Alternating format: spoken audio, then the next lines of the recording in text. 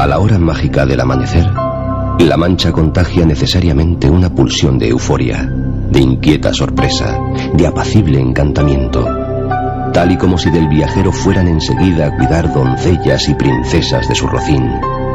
Que eso fue lo que sentía Don Quijote, el habitante más augusto de estos territorios, cuando inició una triple expedición que no pudo remediar su locura maravillosa, solo contagiarla a los demás.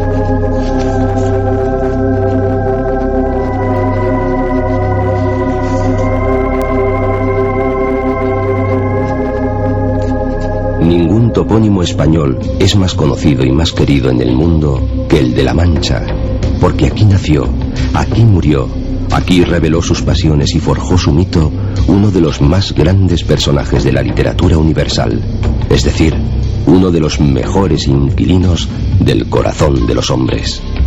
Aquí está el mapa fantástico de un libro que el mundo entero adoptó como propio. El aventurero sueña. Soñó la vida en la llanura inmensa, bajo el cielo bruñido como un espejo. La soñó inacabable y reposada, llevando el mundo todo dentro del pecho. Un ciudadano eterno, ya ciudadano del mundo, en sutiles versos de Unamuno.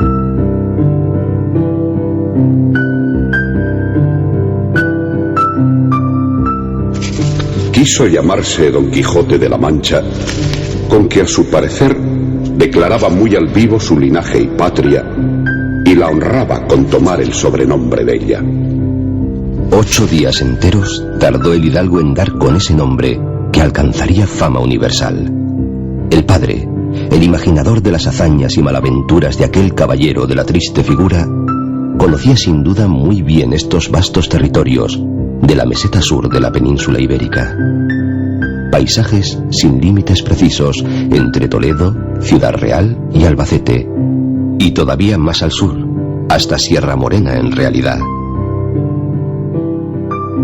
Miguel de Cervantes no había nacido aquí, pero sí debió de viajar mucho por estas llanuras, que entonces eran más arboladas, más húmedas, más salvajes y más solitarias que hoy.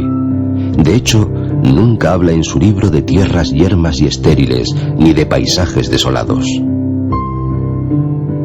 Don Quijote y su escudero Sancho encuentran siempre bosques propicios al reposo, tropiezan a menudo con prados de fresca hierba, descubren fuentes de agua clarísima.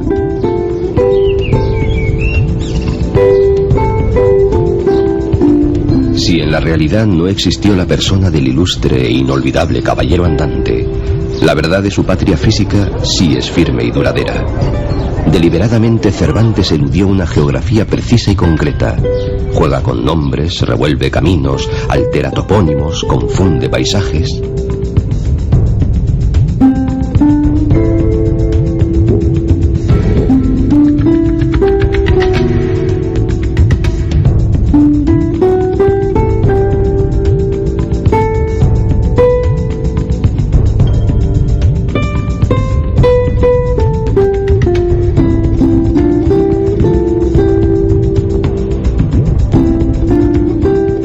Razones tenía el vagabundo y valeroso escritor, desde luego, pero La Mancha, la de su Don Quijote, estaba y está en su sitio, llena de poéticas emociones y de rincones mágicos.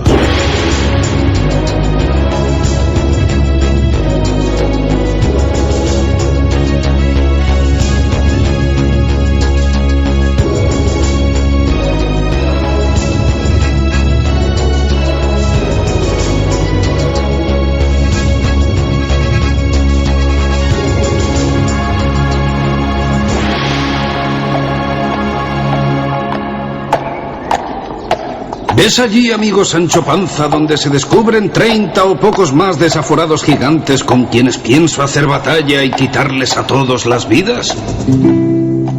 Dio de espuelas a su caballo Rocinante, sin atender a las voces que su escudero Sancho le daba, advirtiéndole que sin duda alguna eran molinos de viento y no gigantes.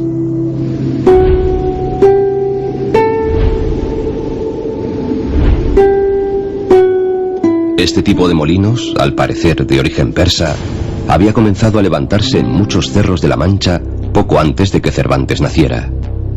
Eran por lo tanto una curiosa novedad a mediados del siglo XVI. Sigue asombrando aún su prestancia, su hermoso porte en poblaciones como Consuegra, sobre todo los que se asientan en el Cerro Calderico, mirador fastuoso sobre la que Azorín llamaba llanura ancha, llanura infinita.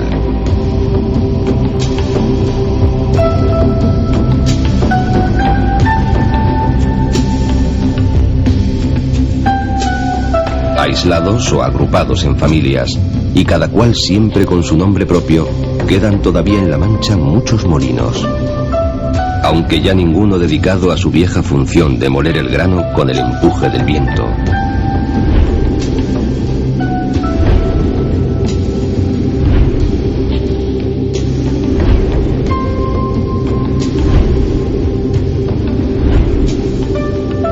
Los de la villa antigua y famosa de Consuegra, la que guarda recuerdos romanos y celebra cada mes de octubre su rica cosecha de azafrán, poseen sin duda una elegancia especial, ya que son vecinos de uno de los más imponentes castillos manchegos.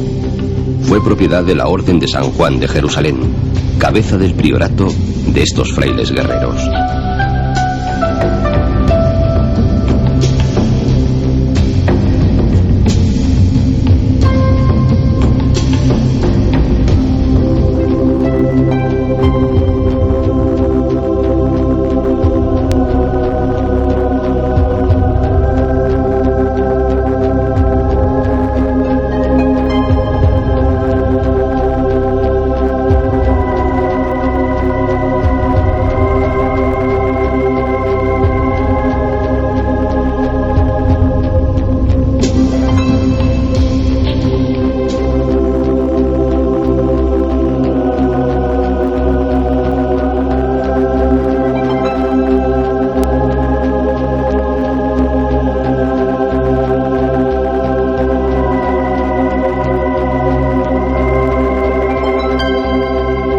Caballeros y molineros poseían desde luego uno de los sitios mejores para contemplar el mundo y alegrarse en él.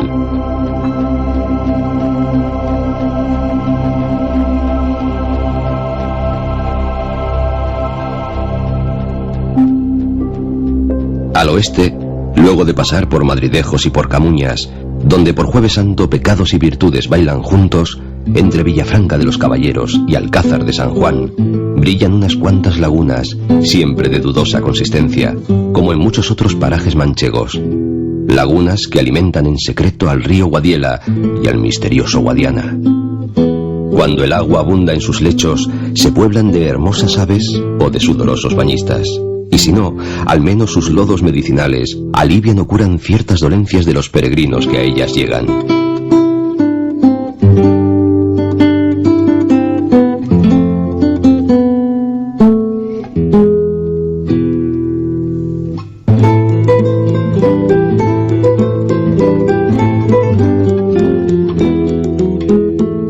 Sierras próximas de modesta prestancia autorizan a una población plantada allí a llamarse Puerto Lápice. En tiempos de Cervantes se llamaba el lugar Ventas del Puerto Lápice, porque no era sino un conjunto de ventas, de mesones y de posadas en las que solían detenerse los viajeros del camino real que bajaba de Toledo.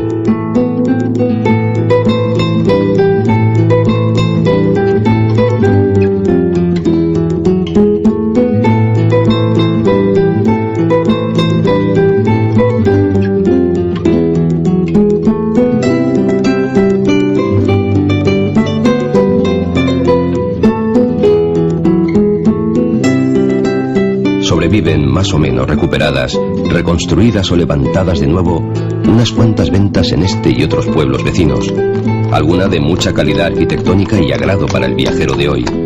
Mas para Don Quijote podían ser inexpugnables castillos. Y si en una muy mísera había sido armado caballero en aciaga noche, en otra padeció desgraciada aventura con la moza asturiana llamada Maritornes, a cuyo novio nada gustó el comportamiento del caballero.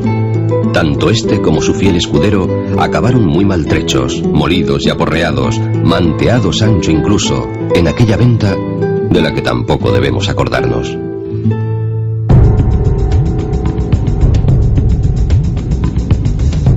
Puerto Lápice era un caserío dependiente de herencia que hace 400 años era ya un poblado de postín. Y en la misma calzada romana que iba de Mérida a Zaragoza, un pequeño caserío de paso y orígenes celtíberos acabó convirtiéndose en Alcázar de San Juan. Alcázar por haber sido fortaleza mora, de San Juan por los caballeros que la habitaron luego desde el año 1186. Lo mismo que aficionados de otras 20 poblaciones españolas atribuyen el hecho a las suyas, mucha gente de Alcázar de San Juan ha argumentado siempre que fue en esta ciudad donde nació Miguel de Cervantes, no en Alcalá de Henares. Y también, naturalmente, que fue de aquí de donde salió en busca de aventuras su glorioso personaje. Y defienden su tesis, su hermosa e inflexible voluntad, con el mismo entusiasmo con que los vecinos de Campo de Criptana, apenas a una legua hacia el oeste, mantienen que sus famosos molinos del Cerro o Sierra de la Paz fueron los mismísimos a los que se enfrentó el caballero andante en la sin par batalla de su primera salida. ¿Quién lo sabe? Y además, ¿qué importa? Si por otro lado fue todo una malvada, ejemplar y risueña mentira.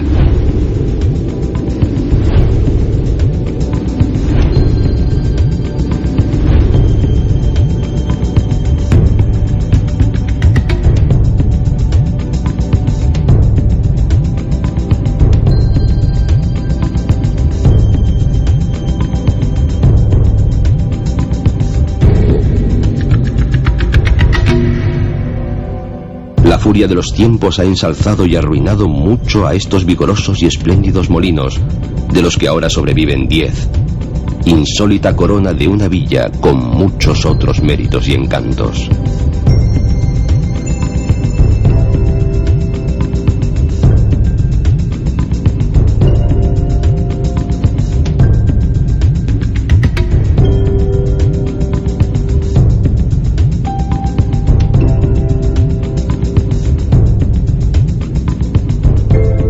Campo de Criptana, calles estrechas, empinadas, silenciosas, hermosas casas campesinas y solariegas, encaladas muchas de ellas y con su faldón de añil, y una larga historia popular. Cualquier población manchega que se precie, honra y venera sus propios molinos, sean antiguos o modernos. Quintanar de la Orden Militar de Santiago, para más señas, se enorgullece de ellos y de muchas otras cosas, sobre todo del campanario de su parroquia gótica tardía, dedicada, naturalmente, al propio Santiago. Un antiguo cronista dijo de esta torre que es tan grande, de alta y gruesa, que en España no hay 6 mejores que ella. Puede que tuviera alguna razón su hipérbole. Y tampoco hay muchas plazas de toros tan lucidas como la de este pueblo tumbado en medio de la llanura.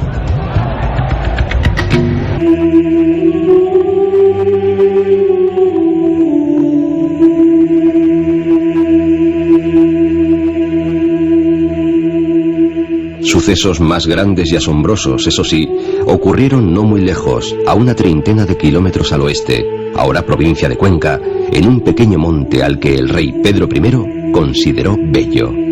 Como Belmonte pasó pues a la historia aquella modesta pobladura arrancada entonces al señorío de Alarcón.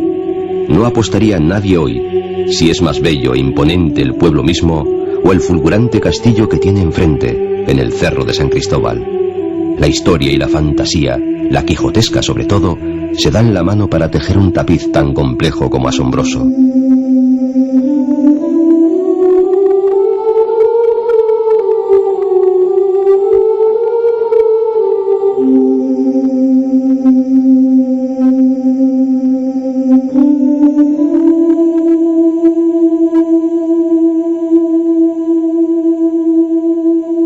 En sus tiempos de mayor poderío, las murallas eran el doble de altas de como hoy se ven. La torre del homenaje añadía hasta 9 metros a los actuales. Fueron los reyes católicos quienes por precaución mandaron rebajar tan altas defensas. Los muros y los aposentados de este fiero edificio encierran desde luego tal cantidad de historias que daría pavor asomarse a ellas. Aquí dicen que estuvo asilada, o presa, la Beltraneja, la que disputaba el trono a su tía Isabel de Castilla y que logró escapar descolgándose desde una ventana. Y aquí vivió, ya viuda, la emperatriz Eugenia de Montijo, cuando perdió el trono francés su marido Napoleón III. Luego cedería el castillo a frailes dominicos franceses, que al irse se llevaron casi todos sus grandes tesoros.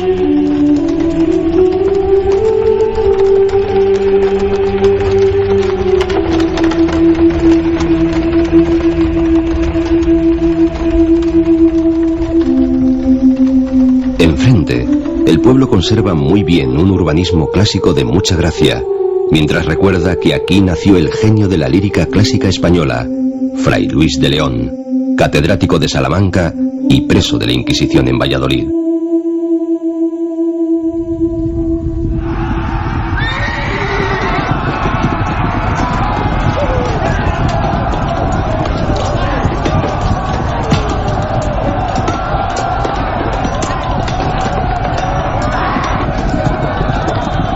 Por el castillo de Garcimuñoz se añade a la larga lista de importantes nombres otro más, enaltecido y glorioso, el de Jorge Manrique. Intentaba asaltar sus muros, peleando en favor de la princesa Isabel, cuando le atravesó el cuerpo la lanza de un soldado de los de Villena, seguidor de la Beltraneja. El inmenso poeta autor de las coplas moriría poco después en el vecino pueblo de Santa María del Campo Rus. Nuestras vidas son los ríos que van a dar a la mar. No había cumplido 40 años.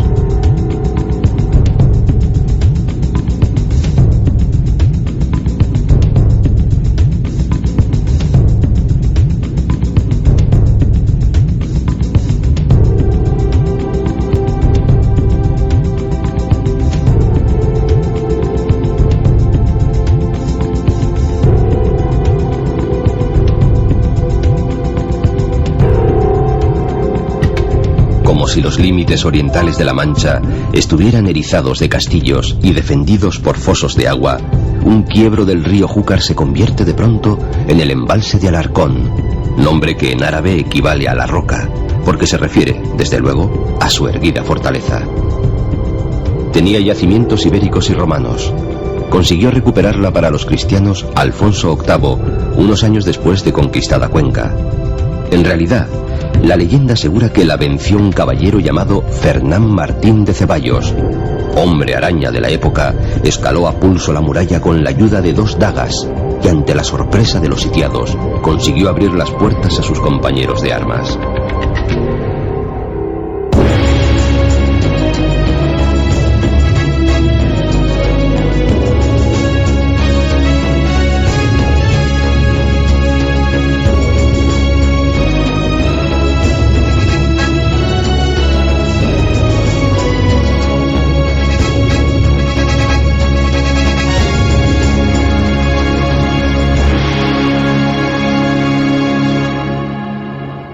Fue este pequeño, sólido y hermoso castillo residencia muy querida del infante don Juan Manuel, el poderoso sobrino del rey sabio, que escribió aquí parte de su abundante obra. Todavía resaltan hoy, junto a la silueta de la fortaleza sobre el promontorio, ahora parador de turismo, las bellezas de esta pequeña e íntima población medieval. Los viejos puentes, los grandes bosques de las riberas del Júcar y los hondos tajos que abrieron sus aguas.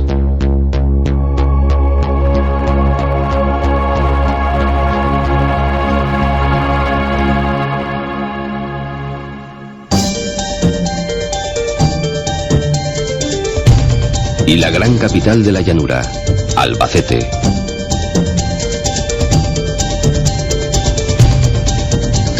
Parece que su nombre árabe, Albasit, hace ya referencia a ese carácter, llanura.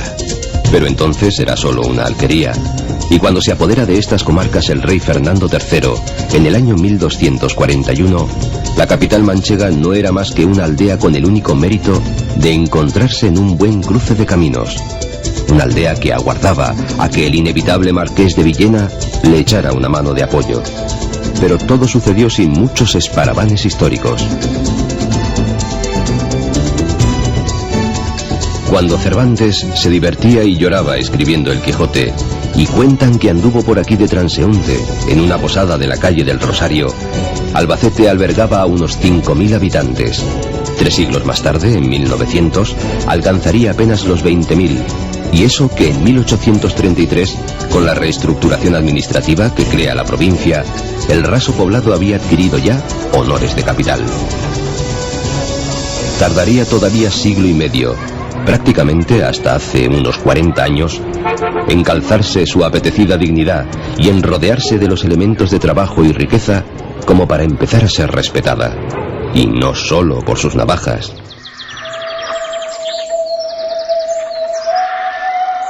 A unos 30 kilómetros a vuelo de pájaro, hacia occidente, se atisban ya las montañas de la Sierra de Alcaraz. Comienza a extinguirse la gran llanura manchega, aunque no sus historias.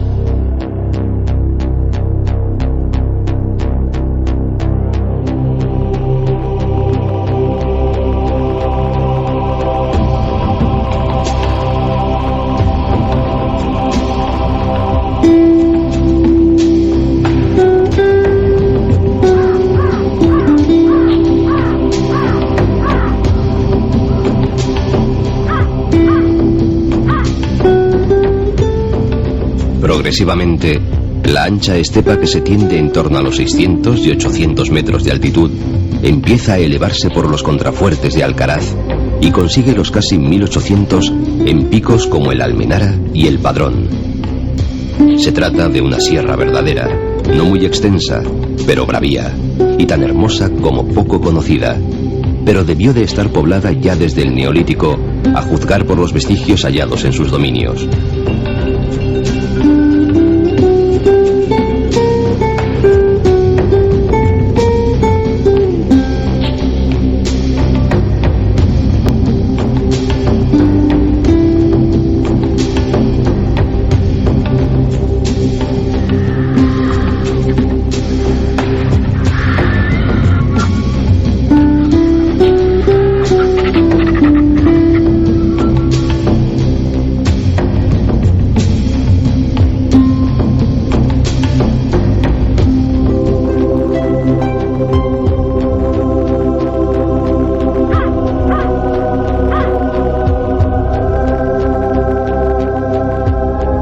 Fue luego tierra de grandes disputas entre islámicos y cristianos, con un saqueo en el intermedio a cargo del leonés Ordoño II en el año 900, hasta que el incansable Alfonso VIII apareció por aquí y unió el territorio a su corona castellana. Le ayudó mucho el arzobispo de Toledo, que mandó derribar todas las mezquitas, menos la mayor de Alcaraz, a la que convirtió en iglesia.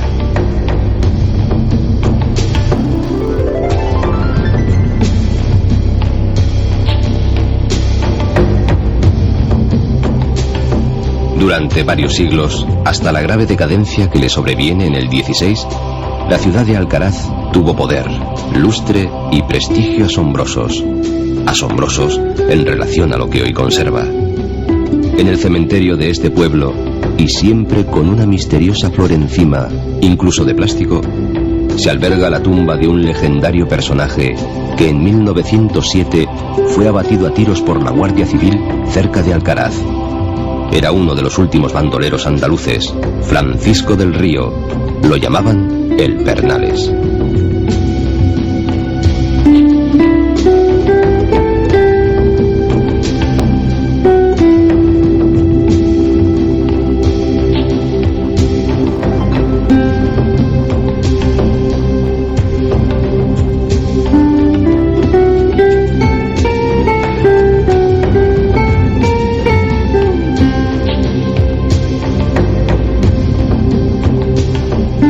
Parajes muy atractivos, densos bosques y pequeñas poblaciones, Reolid, Riópar, con su porción de historia, grande o chica, abrazan a la antigua ciudad de Alcaraz.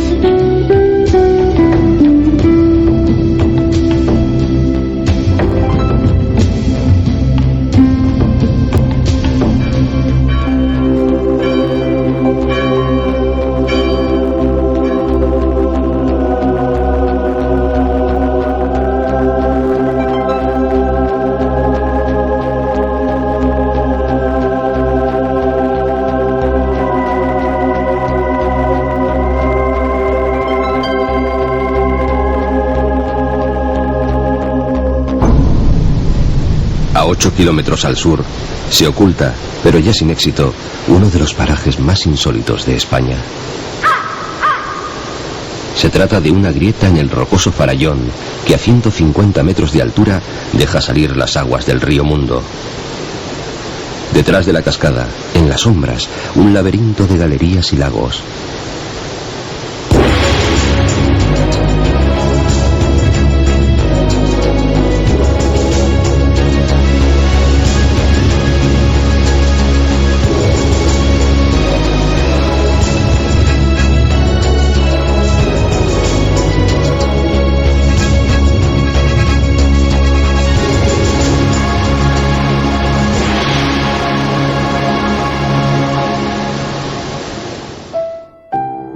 Más o menos cuando Don Quijote y Sancho cabalgaban para esconderse en Sierra Morena, entre los baldíos que cruzaban se estaba construyendo un lujosísimo palacio de estilo italiano y con intervención de artistas italianos. Era su dueño, amante de aquellas soledades, el almirante Don Álvaro de Bazán, marqués de Santa Cruz, capitán general del mar Océano, rayo de la guerra, según Cervantes, el que había ganado a los turcos en Lepanto y el que no podría después terminar de organizar la desdichada Armada Invencible, porque tropezó con la muerte. Mas, ¿por qué esa vivienda lujosa e inmensa, que hoy sirve de archivo general de la Marina, en medio del secarral manchego? La copla popular lo explica. El marqués de Santa Cruz se hizo un palacio en el Viso porque pudo y porque quiso.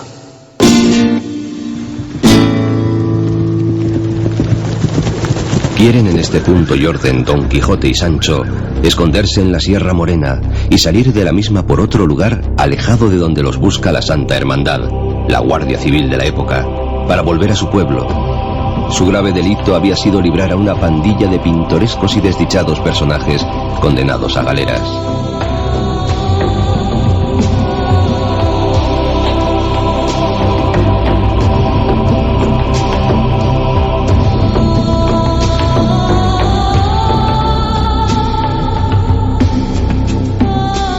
Oscura, sombría o morena es la grande y espesa sierra que divide las llanuras manchegas de las campiñas andaluzas.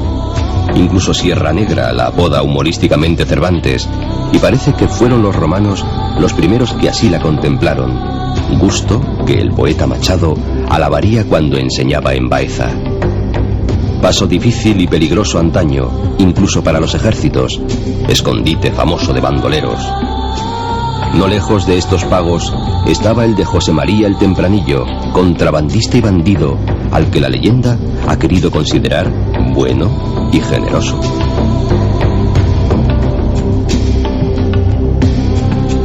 Murió en 1835 con un aura de leyenda que impregnaría para siempre estas sierras.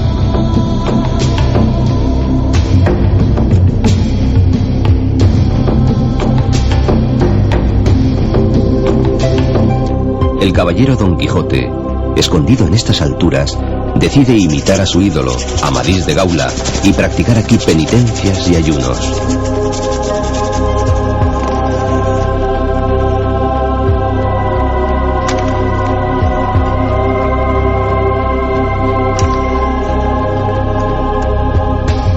Incluso decide mandar al Toboso a su criado Sancho con una carta para Dulcinea. Y continúa la historia en la sierra y sus vecindades. Sancho olvida la carta, encuentra en una venta al cura y al barbero de su aldea, y todos juntos traman un divertido teatro con protagonismo de una inteligente muchacha llamada Dorotea, alias Princesa Micomicona, que por allí también pena, y consiguen en fin sacar al vagabundo de aquellos ásperos andurriales, más o menos por donde había entrado. Naturalmente, tropiezan con los guardias, pero tienen piedad de él y de su criado y los dejan ir libres.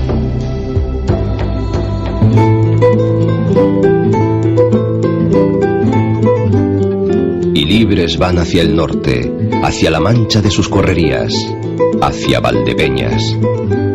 Cuando hace 140 años Gustavo Doré hizo en diligencia este mismo viaje entre Almuradiel, Santa Cruz de Mudela y Valdepeñas, tardó menos de una hora.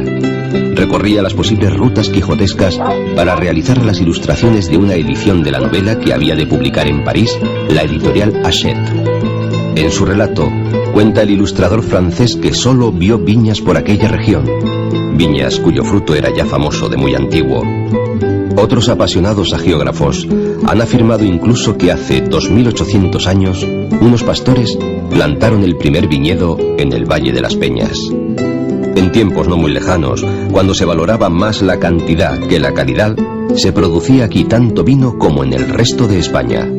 Tiene un hermoso tono rojo oscuro, con un aroma muy pronunciado y extraordinariamente espirituoso, cualidad que debe sin duda al suelo pedregoso del país, que ha dado origen al nombre de Valdepeñas. Así continuaba sus ingeniosas meditaciones Gustavo Doré, que debía de ser tan buen catador como dibujante.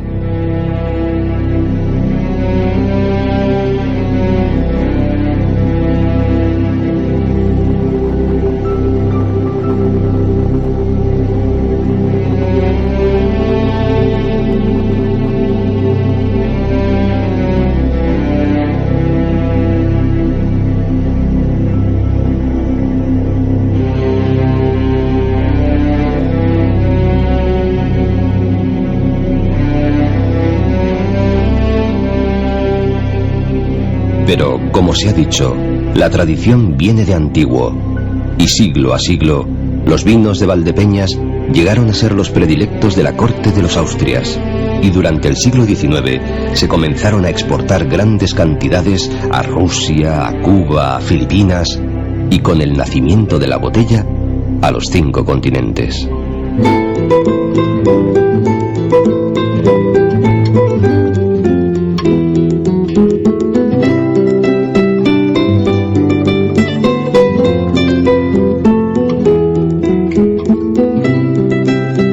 Valdepeñas, de orígenes confusos, tuvo poblamientos iberos, lució en la Edad Media, fue vendida al Marqués de Santa Cruz por Felipe II en 104.985 reales y peleó contra Napoleón, evitando que los refuerzos de su ejército llegaran a los campos de Bailén.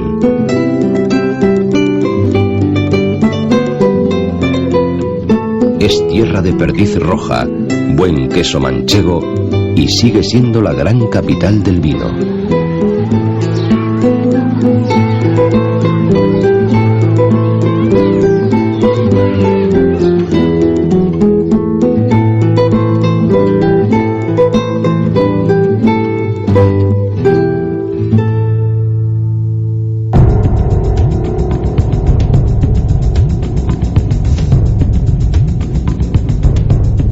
Si vino y cereales han sido los cultivos clásicos de toda la Mancha, en los faldones del campo de Calatrava vibra una ciudad industrial y un poco fantasmagórica. Se sitúa además al borde de suculentos y hermosos praderíos, como si una nueva civilización se sobrepusiera a otra pastoril y tradicional. Puerto Llano, que es la puerta septentrional del famoso, casi legendario Valle de Alcudia, conoce su primera industrialización a finales del siglo XIX, con la explotación de su cuenca carbonífera, la cual, todo se ha dicho, había sido ya explotada por los romanos y huellas quedan de ello.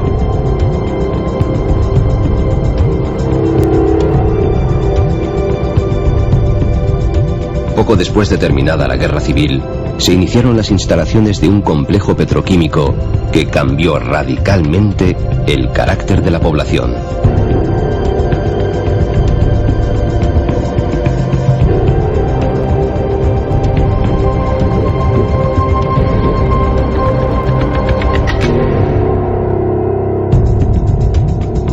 Almodóvar del Campo ha tenido también su categoría y un sólido bienestar económico como centro de la trashumancia de ganado y del negocio de las lanas que se producían en los amplios pastizales y dehesas de Alcudia.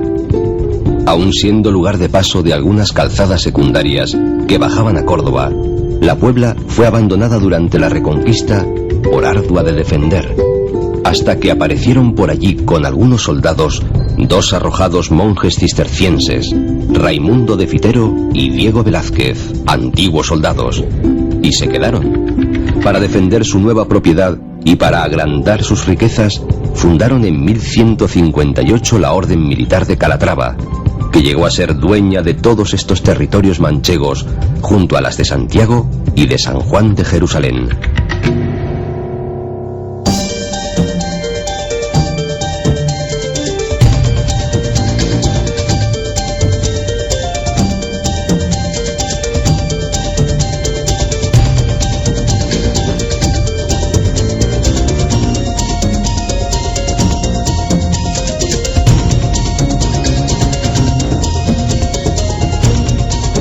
La capital administrativa de todos estos territorios manchegos occidentales es Ciudad Real. Modesta, tradicionalmente adormilada y apacible, la llegada de los trenes de alta velocidad le ha permitido adquirir un repentino y asombroso desarrollo en todos los campos. La Villa Real fue mandada a construir por Alfonso X el Sabio, con murallas, 120 torreones y abundancia de iglesias y mansiones señoriales. La función a la que la destinaba el rey era ser plaza fuerte propia frente al creciente y peligroso poderío de los frailes militares. De aquel antiguo recinto amurallado apenas queda la Puerta de Toledo y algunas huellas de un casco antiguo que antaño debió de tener mucha semejanza con las medinas y zocos morunos, con gremios de artesanos agrupados en una misma calle.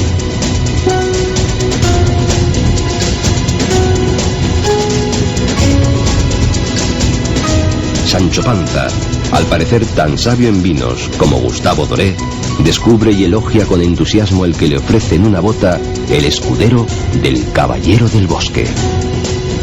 Oh, hijo de puta, bellaco. ¿Y cómo es católico? No es deshonra llamar hijo de puta a nadie cuando cae debajo del entendimiento de alabarle. Pero dígame, señor, por el siglo de lo que más quiere, este vino no es de Ciudad Real. Esa es la única referencia explícita que Cervantes hace a la patria capital de sus personajes.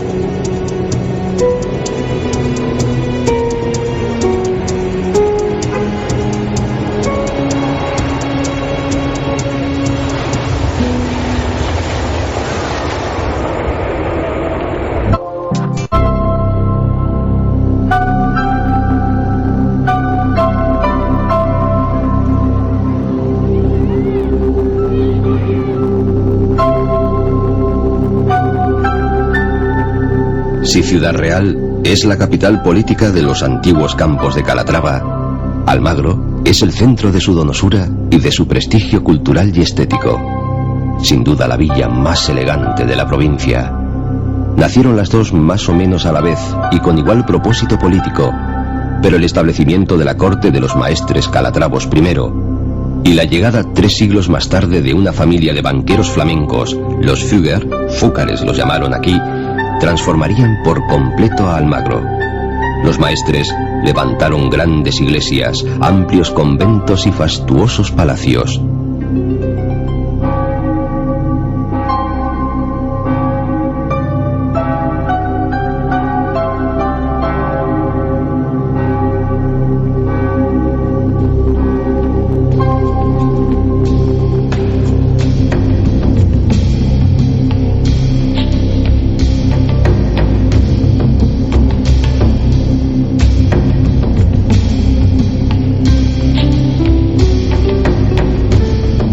Los emigrados centroeuropeos se dedicaron sobre todo a la explotación de las minas de mercurio, con lo que reunieron una fortuna enorme. Amigos y a la vez banqueros y prestamistas del emperador Carlos I hicieron de Almagro una ciudad insólita, que se aficionó no solo al teatro, con un famoso corral de comedias que pudo recuperarse en 1954, sino también a los encajes y blondas, con fábricas reales propias, y que se llenó de nuevos y lujosos edificios. Los banqueros de Flandes no solo asentaron su nostalgia en esos detalles y en aquellas industrias, sino que organizaron una gran plaza a la manera de las de sus ventosas costas, donde sí era necesario cerrar las balconadas corridas para guardarse de fríos y nieblas. El delicado corral de comedias ha cimentado el éxito de un festival veraniego de mucho lustre.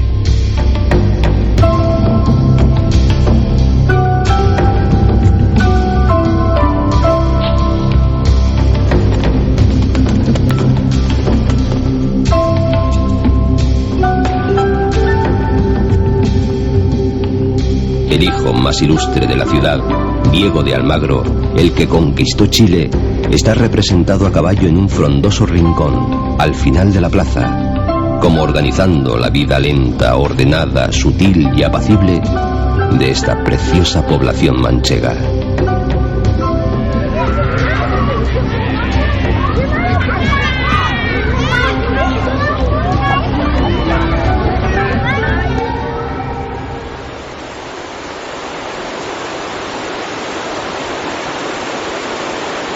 El misterioso Guadiana, que corre más por debajo que por encima de estas comarcas, consigue espacios de humedad y verdor entre los caminos trazados a cordel en la llanura. Aquí la riqueza es sobre todo el vino, fiel compañero del queso manchego, que por ser ya patrimonio de la cultura del mundo y testigo de las costumbres de un pueblo del que obtiene su apellido, bien merece un tiempo aparte en otra buena andanza por esta región, con la buena compañía de los ricos y muchos caldos que por aquí se catan. De grandes pueblos y de ciudades como Daimiel, la reina María Cristina le dio este título. Daimiel, calatraveña de origen, y como todas sus villas vecinas, espaciosa, cómoda y abierta.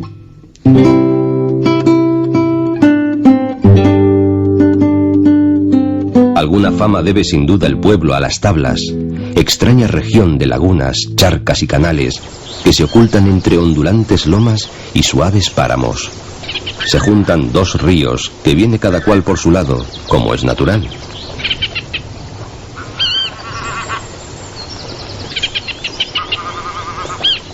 Por el norte, el Cihuela se arrastra perezoso desde las parameras de Cabrejas, en la serranía conquense. Trae aguas salobres, además de escasas, salvo cuando arrecian las lluvias. Por el sur surge oficialmente el Guadiana en unos llamados ojos, aunque ya prácticamente ciegos, unos kilómetros más arriba y con aguas dulces. Esas y otras aportaciones similares se mezclan al fin en los desbordamientos de las Tablas y crean un ecosistema tan peculiar como frágil.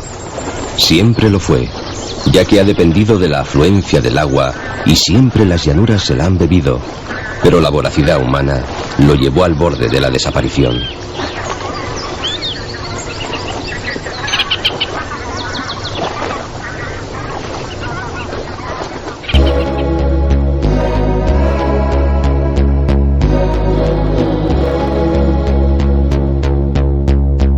Donde sí puede descubrirse la existencia del Guadiana, aunque de manera también insólita, es en el corazón de los campos de Montiel, en la represa del embalse de Peñarroya, junto a un castillo de origen árabe y la ermita aledaña.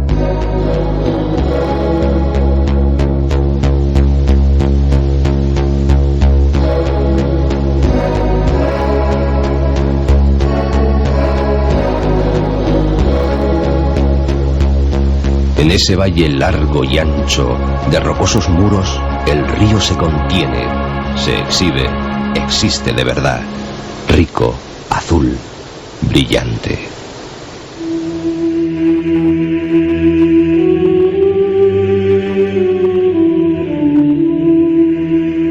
Y también un poco más arriba, en las 15 o 17 lagunas de Ruidera, depende de cómo se cuenten, parque natural de única e insólita belleza.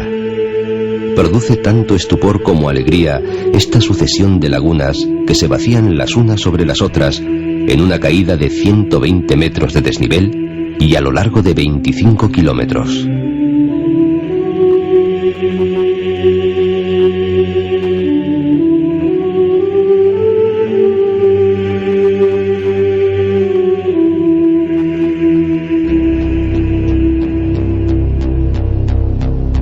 Don Quijote creía naturalmente que esos apacibles estanques de muy diferente tamaño y forma eran unas muchachas encantadas por el mago Merlín, damiselas que lloraban sin descanso.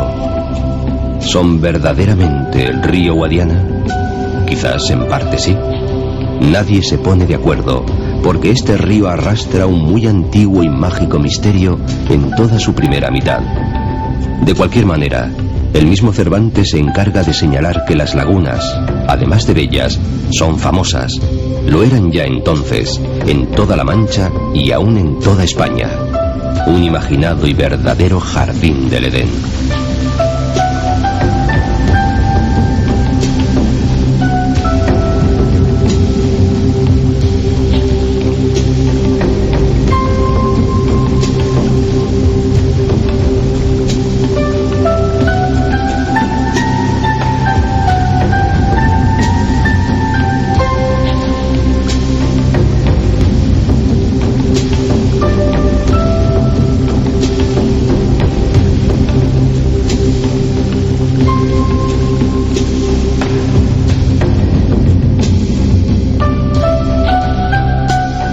Por encima de ellas, en un paraje silvestre de encinas, sabinas y enebros, entre tierras y piedras rojizas, se esconde la humilde cueva de Montesinos, donde el genio de Cervantes despliega todo su poder en una de las aventuras más emocionantes que vive su personaje, al que allí conduce como guía turístico un erudito estrafalario que el autor llama el Primo. Don Quijote, dormido o soñando, transmutado en espeleólogo, a quien tienen que izar con una cuerda, encuentra un maravilloso palacio subterráneo, y por allí circulan Montesinos, el mago Merlín, el Guadiana encadenado, la reina Ginebra y otras damas famosas de los libros de caballerías. Ruidera, con sus lloronas hijas y sobrinas. Y en fin, la mismísima Dulcinea encantada, saltando y brincando como cabra.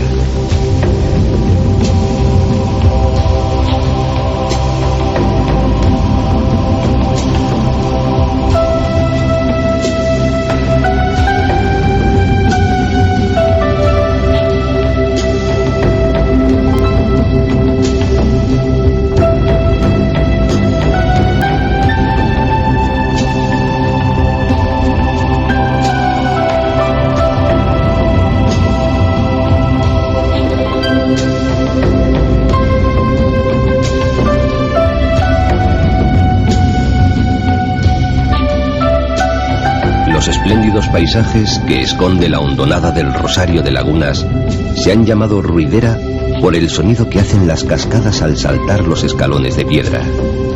El entorno bravío al que el gran libro llenó de magia, los difíciles secretos del Guadiana y su encarnadura, las románticas y literarias ruinas del castillo de Rochafrida, en fin, tantos otros recintos aquí agrupados, figuran sin duda entre los más atractivos de toda la Mancha.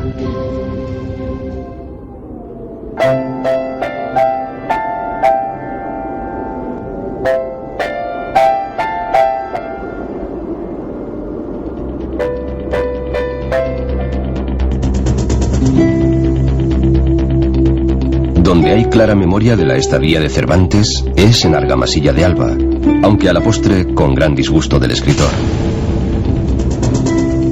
Todavía cuentan algunos lugareños, como este, que trabajaba por aquellos confines como comisario de los diezmos y de la pólvora, y que, por recaudador de impuestos, no era bien visto ni apreciado, lanzó un piropo a una hermana del marqués don Rodrigo Pacheco cuando salían de misa. El exsoldado Miguel tenía ya fama de mujeriego y de aficionado a pendencias, de modo que, muy enfadado, el marqués mandó que lo encerraran en la bodega del alcalde Medrano. Fue en esa cueva donde, sin otro argumento que la fantasía, cuenta la tradición que el escritor comenzó a componer su novela.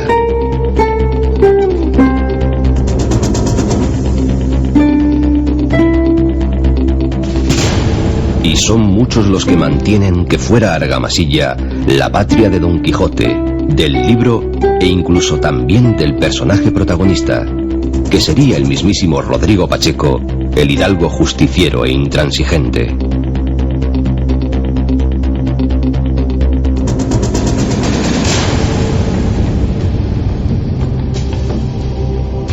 No lejos de las lagunas del Retamar y la Nava, el pequeño pueblo de El Toboso se enorgullece de ser el topónimo más citado en el Quijote, mojón imprescindible de la grandiosa historia.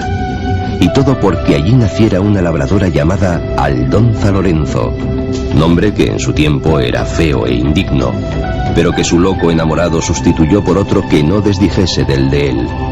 Aquella mujer, aquella fantástica entelequia, se convirtió pues en la gran señora y princesa Dulcinea del Toboso, objeto permanente de los pensamientos y los anhelos del caballero andante.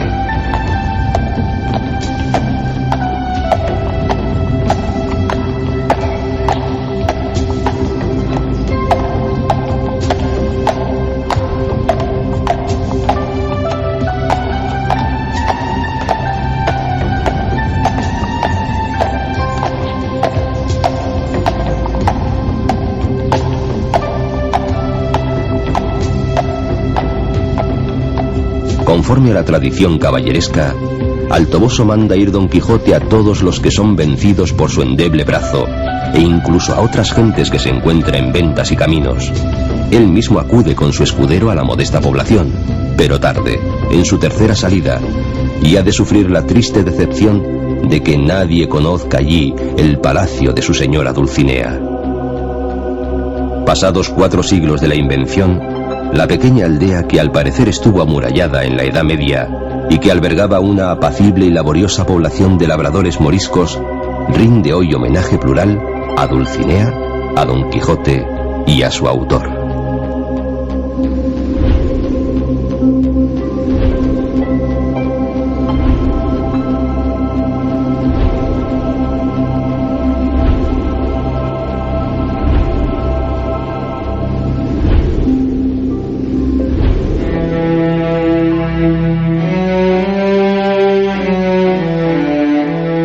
Muchas poblaciones campesinas, las grandes y luminosas llanuras de la Mancha con sus ríos secretos, sus esponjosos valles, sus montañas limítrofes, las personas y las cosas de esta vasta e interminable meseta continúan hoy impregnadas por el aroma de unos seres que nunca existieron, salvo en el corazón piadoso e imaginativo de un escritor vagabundo y pobre. Su enorme talento consiguió ponerlos a nuestro lado y que formen ya parte de nosotros mismos.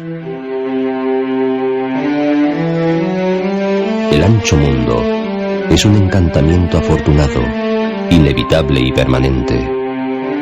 Los molinos siguen siendo gigantes dormidos, las ventas continúan mostrando sus almenas de castillo. Don Quijote, el que tan vivo y generoso ha cruzado la historia de España, continúa cabalgando por la Mancha a lomos de su flaco caballo Rocinante, en compañía de su sabio y amable escudero Sancho Panza, rodeado de seres maravillosos y de nuestro propio encantamiento.